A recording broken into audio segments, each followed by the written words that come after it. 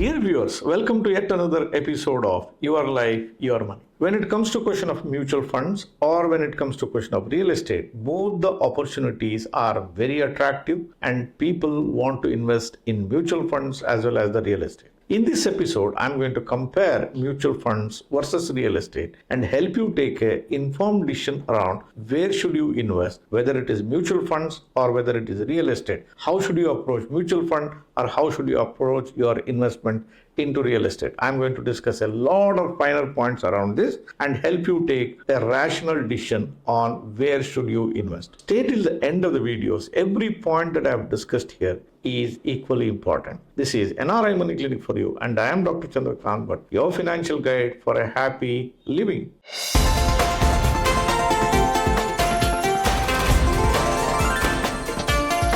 NRI Money Clinic. No hype, just the right advice. Dear viewers, let us look at mutual fund in comparison with real estate or real estate in comparison with mutual fund. Let us evaluate these two investment opportunities under various parameters. The first parameter that I'm going to take it up is the return potential. How much can I make money out of investing in mutual fund? How much can I make money by investing in real estate? Interestingly, both are great investment opportunities. Both opportunities are equally potential in generating return. Both will generate return by beating inflation. So when you compare the kind of potential that you have to get a good rate of return, both will score the same. Now let us look at the taxation of mutual funds versus the real estate. If you hold it for a longer period of time, both will come under long-term capital gains tax. The long-term capital gains tax is same for both mutual funds as well as the real estate. When I say about mutual funds, I'm talking here about the equity mutual funds. I'm not considering the debt mutual fund. So I'm comparing the taxation of equity mutual fund versus investment into the real estate. So taxation is same for both. When you invest into mutual funds or a real estate, let's look at the holding period. A mutual fund can be invested for short term, it can be invested for medium term, and it can be invested for long term. There is no set period there. You think a bull market is evolving, I will bring in some money, I will exit once the bull market gets over. You can do that. That opportunity is available for you. However, when it comes to question of real estate, the only possibility is a long-term investment. You can't invest money into the real estate and say, I will sell it in 6 months, 1 year, 2 years. No, real estate gives you good return only when you hold it for long term, that too really long term. 10, 15, 20 years period of time. That is where you make killer money in case of real estate. So real estate, only a long-term investor can invest into it. However, mutual funds can be invested irrespective of your holding period. But of course, you have to create portfolios according to your holding duration. Now let us look at how much of money do we need to invest in mutual funds and real estate. To invest in mutual fund, you can invest with any amount of money that you have. It could be as little as 500. It could be as big as the amount of money that you have. However, when it comes to question of real estate, what you need is a big chunk of money. Tens of lakhs of rupees. Many times, multiples of crores also is required to invest in real estate. So real estate is not for somebody who doesn't have the required amount of money. So you can do real estate only with a large chunk of money. However, mutual fund can be done with any amount of money that you have. How can you fund your purchases in mutual funds and real estate? No bank is going to give you loan to buy the mutual funds. So you have to buy mutual fund with your own funds. However, a real estate has a collateral value. So a bank can fund you for buying a real estate. So normally, most of the time, you can say generally 90% and above cases of real estate buying happens with borrowed money. So you need somebody else to lend you money and you pay interest. That's how you buy the real estate. Let's look at the liquidity. If I need money, how can I get this money? In case of mutual fund, you can liquidate on a day, 5 days in a week. Whenever the days the markets are open, you can just square off your position, sell it, and you can get the money immediate, no questions asked. However, when it comes to question of real estate, it is an illiquid asset. You may have to wait for a buyer to come forward. You have to wait for proper rates to reflect before you can take a decision to sell it off. So liquidity is highly constricted when it comes to question of real estate. In case of mutual fund, there is a liquidity every day in the market. Let's look at another important aspect here. The price realization. How much money I get when I sell a mutual fund versus if I sell a real estate. In case of mutual fund, there is a daily valuation. The NAVs are there and it is in public domain. Stock market reflect it, and at that price, the buying and selling happen. So you know exactly how much money you get when you sell a mutual fund. However, in case of real estate, you do not know how much money you are going to get. You should wait for price discovery mechanism. So market may say that you will get 10,000 rupees per square feet, but that's something what people are quoting. But when you try to sell, you may not get a buyer for that particular value. Somebody may ask it for a discount. There may not be a buyer at all. You could be in a situation of distress, so you may have to sell it for a lesser value than what markets are quoted over there. So you have to go through a price discovery mechanism. So don't get a comfort that your property is quoting so much of a value. The exact price what you get is known only when you sell it. That's the biggest drawback of real estate. Let's also look at the incidental cost of selling your assets. In case of mutual fund, the incidental cost of selling the mutual fund is negligible or nil, because you sell it at the market price and you get that price. However, in case of real estate, when you try to sell, there are many costs which are involved in it. You may have to pay the broker commission, you may have to pay the taxes along with that. There could be invisible costs which may come along with it. There are many costs of selling a real estate. Now let's look at another parameter, the divisibility. You have assets in mutual fund and you have a real estate portfolio. Let us say that you need a small amount of money. Let's say that you have got 2 crores in mutual fund and you have got 2 crores worth of real estate. Now your cash needs could be as little as 50,000 rupees. You can sell only 50,000 rupees worth of mutual funds and you can get that cash. You don't have to liquidate your entire 2 crore portfolio. But what happens in case of real estate? If you need the money, you don't have divisibility. You can't sell the staircase. You can't sell the steps. You can't sell the bathroom. You can't sell the windows. You have to sell it as a package. So there is no divisibility. You can't get money in bits and pieces. That's another drawback of real estate. Let's say that I don't want to sell the unit. Can I realize money in some other way? For example, pledging of assets. Can I pledge these assets? You can pledge both your mutual fund assets and get a loan against that. At the same time, collateralizing a real estate is also a very popular medium. You can give your real estate as a collateral and generate money. So both mutual fund assets as well as your real estate portfolio can be collateralized or pledged to a bank, and you can realize some amount of money if you want to. What about the maintenance cost of these assets? To maintain a mutual fund asset, you have zero cost. You don't need to pay any taxation. You don't need to pay any maintenance cost, nothing of the sort.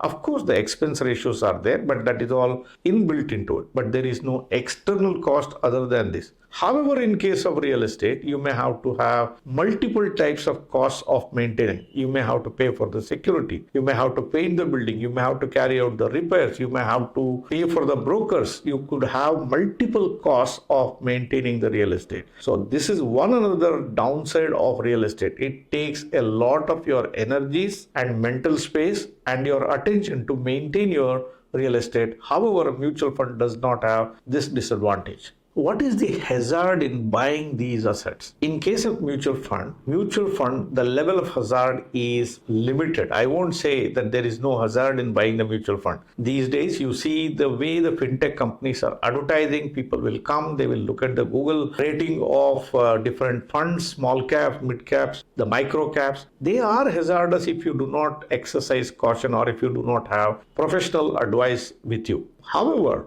compared to the real estate, the hazard level in investing in mutual fund looks much lesser. In case of real estate, if you are not cautious or if you are reckless, real estate can literally kill your financial life. I have met with lots of people who recklessly buy the properties, get into problems. They are forced to sell these assets at a discounted price and they incur huge amount of losses. When you buy real estate, you should do much more due diligence. You should check your cash flow. You should ask what can go wrong. If something goes wrong, what are the alternatives in front of it? Unless you exercise all these cautions, make no mistake, however attractive the real estate could be, and in lives of so many people, it has a potential to kill your financial life. Is it really essential for you to invest in mutual fund or real estate? What is the level of need?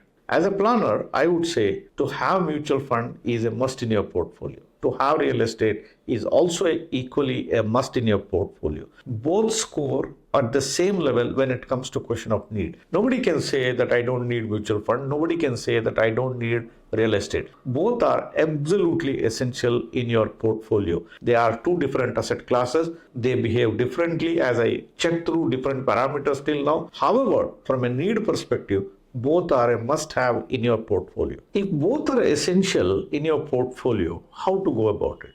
The best way is you buy mutual fund like the way you buy real estate, and you buy real estate like the way you buy mutual fund. I will explain here. For example, when you buy a real estate, you take a loan, you pay an EMI. That means for property purchase, you pay small amounts of money every month over so many years, you pay for it, and then the asset becomes your own. Let's reverse it. Instead of that, how do you like setting aside small amounts of money instead of taking a loan, growing that money, and at a later point of time, you buy into real estate? Likewise, when you buy a mutual fund, people buy mutual fund for short term. Nobody has the patience to hold the mutual fund schemes for longer periods of time. If the data is to be believed, most of the investors, 90% of the investors sell off their funds in less than 3 years. So you buy mutual fund like the way you buy real estate. You don't buy real estate for 1 year, 2 years, 3 years. You buy them for long years, many years of holding period. Your mutual fund buying should also be like a real estate. Buy it like a real estate. Don't sell it for less than 10 years. Then only they work in your advantage and they give you the kind of returns what everybody is advertising for. In the short run, anything can happen in the mutual fund. So the simple answer is buy mutual fund like the way you do for real estate from a holding period perspective,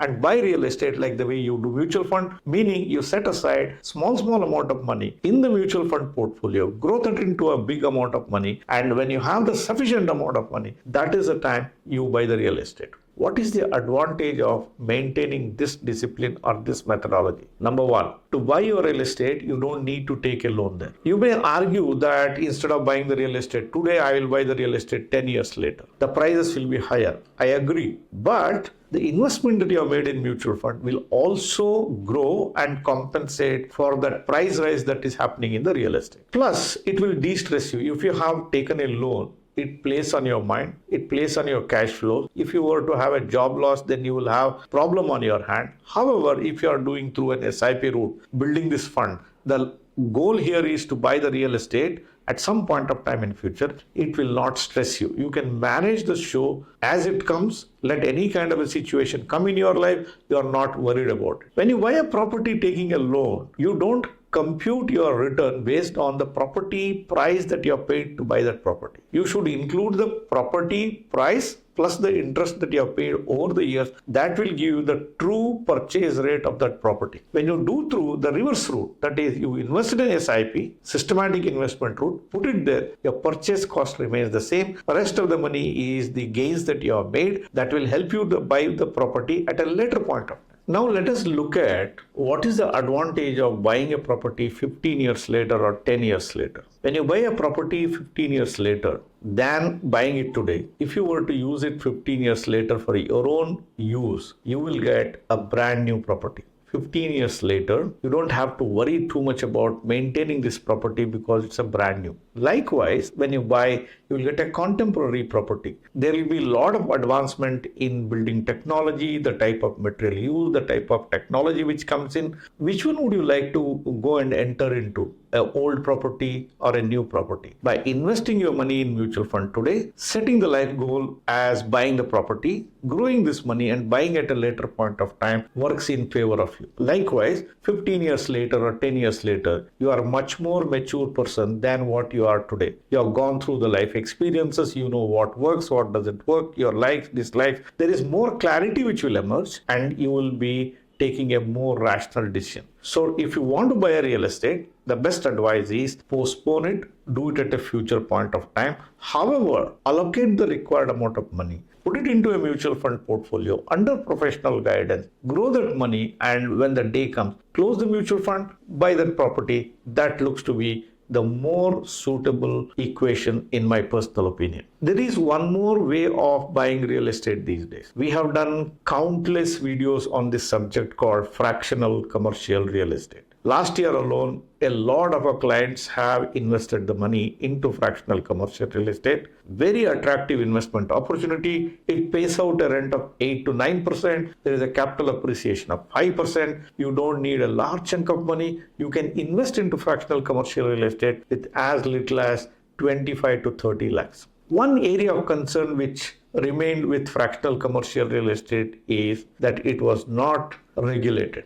Even that problem has been resolved now. Now SEBI is regulating fractional commercial real estate business and people can invest into fractional commercial real estate with a lot of relief. Even though at this point of time, the minimum investment into fractional commercial real estate remains at 25 lakhs or so, in my opinion, probably as days, months and years pass, the threshold of 25 lakhs may come down and people may be able to invest in fractional commercial real estate with much lesser value than what it is available today. By the way, if any of you are interested to invest in mutual funds in India or fractional commercial real estate in India, you can make best use of services provided by NRI Money Clinic. We have a team of experts to help you build your mutual fund portfolios to identify the right properties in fractional commercial real estate. If you have an interest, all that you have to do is reach out to us through a WhatsApp message on the number that is given in the description box below. To make it easier, we have provided a link also to our WhatsApp. Click on the link, it takes you to the WhatsApp, send us an exploratory message. One of our team members from NRI Money Clinic will get in touch with you, help you do whatever that you need, either in mutual fund or through the fractional commercial real estate. Why delay? Send that message now.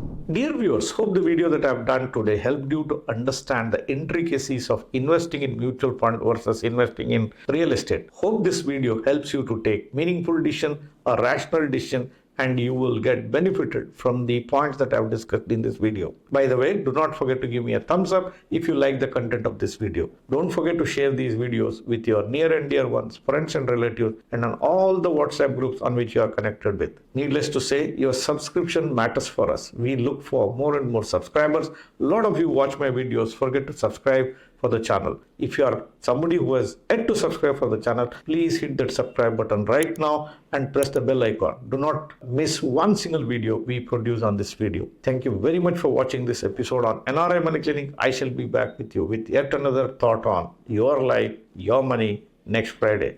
Till then, stay safe. Jai Hind. Press the bell icon for more details and subscribe our channel.